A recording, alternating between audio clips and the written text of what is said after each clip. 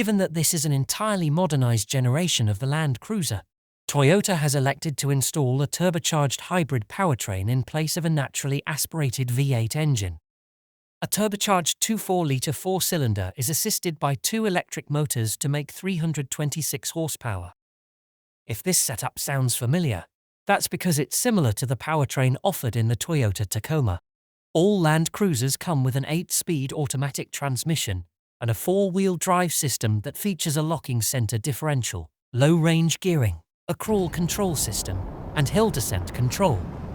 In our initial test drive, we found that the hybrid powertrain provides good torque, and we expect it will be nearly as quick as the V6-powered Lexus GX 550. When we test the Land Cruiser, we'll update this story with 60 miles per hour acceleration results. The Land Cruiser's EP ratings sit at 23 miles per gallon combined, 22 miles per gallon city, and 25 miles per gallon highway. Those are far better numbers than what the previous generation V8 model offered.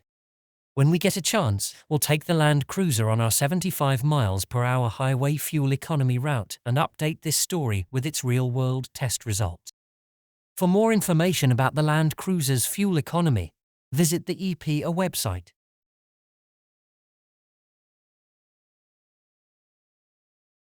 The price of the 2024 Toyota Land Cruiser starts at $57,345 and goes up to $76,345 depending on the trim and options.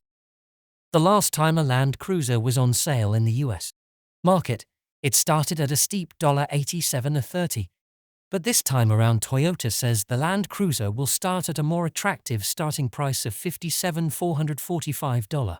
That reduced sticker makes sense given the Land Cruiser's smaller frame and 5-seat cabin.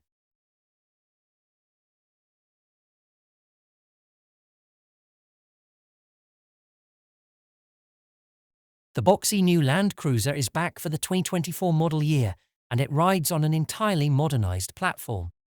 That means hybrid power and a smaller shape, better for challenging off-road rivals from Ford and Jeep.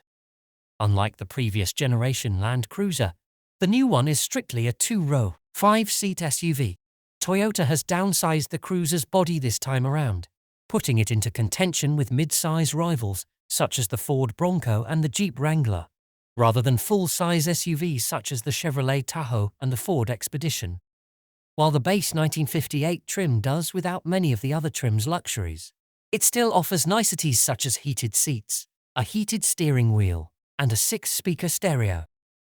The mid-range trim and the limited production first edition have more deluxe cabins that include ventilated seats, 10-speaker stereos, and available leather upholstery. All Land Cruisers come with Toyota's excellent infotainment system, with wireless Apple CarPlay and Android Auto. But the base 1958 trim comes with a rather dinky 8-inch display. All other trims get a much larger 12.3-inch touchscreen.